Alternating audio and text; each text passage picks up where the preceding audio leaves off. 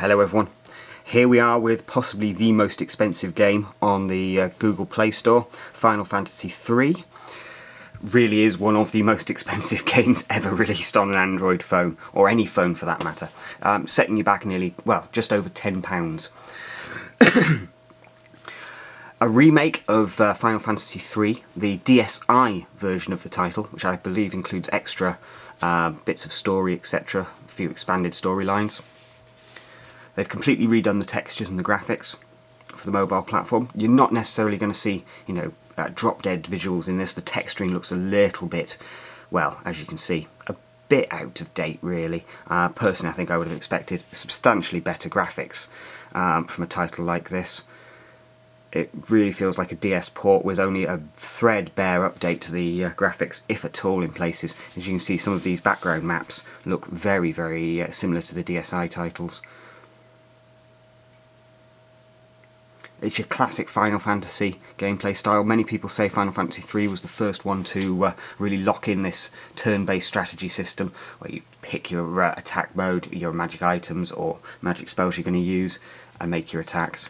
It was certainly the first one to really solidify it into a working system that didn't feel too clunky.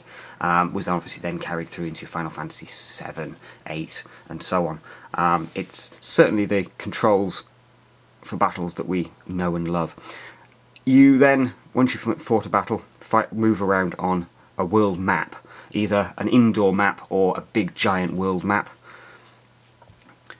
and you will then get random encounters at certain points. So if you're trying to level up, you can run around in a small area and you might generate a few encounters for yourself you can level up on, or you can just keep going and keep unlocking more story. As with all Final Fantasy games, you are looking at a lot of story. Not too sure how many hours are actually available in here, but certainly it seems to be more than just 5 or 6 hours of gameplay. It does seem to be your full Final Fantasy experience, as it were. And yes, the good old Final Fantasy theme tune is still there, still quite annoying, especially after you've listened to it for the 900th time. Pinch to zoom makes an appearance. If we want to zoom in, look. So we can then come down into this object and have a look at it. The controls can be a little bit twitchy though. It's the only thing that I think they've not done a great job. I've seen better interpretations, as it were, of moving around a map than the way they do it on here. It's just not too precise. When you're trying to get in front of an object to then click the object, or touch the object should I say, you can find yourself facing the wrong way more often than not. They could have done with better regions really around the objects to know that you're stood in front of them. But I guess that's a holdover from the DSi. So if you see here, oops, you've got to get your positioning just right.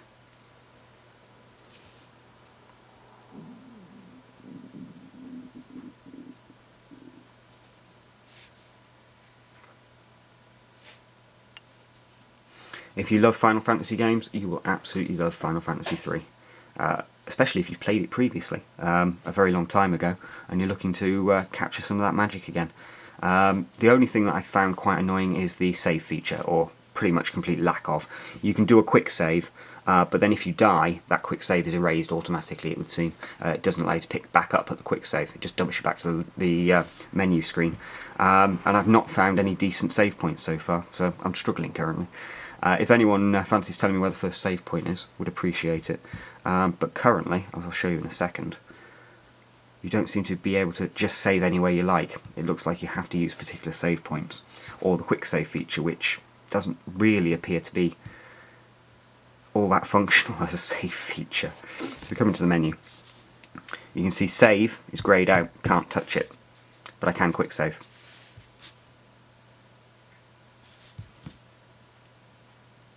Which then puts him back to there. And I think really it's just so you can pick up and play at any point, but it would be nice if you had more of a save feature. For instance, if I die now, then it's game over and there's no additional save I can use. So you're wasting 20 minutes of time if you make a mistake on this opening level, which is a bit irritating. But, this is an old school game, it's Final Fantasy. There shouldn't be any surprises here that it's a bit hard. Like I say, most expensive game on the App Store, I think. There's very few others really in the running on this one. But if you love Final Fantasy and you've got a mobile device, you couldn't do much worse for a Japanese RPG than the Master itself.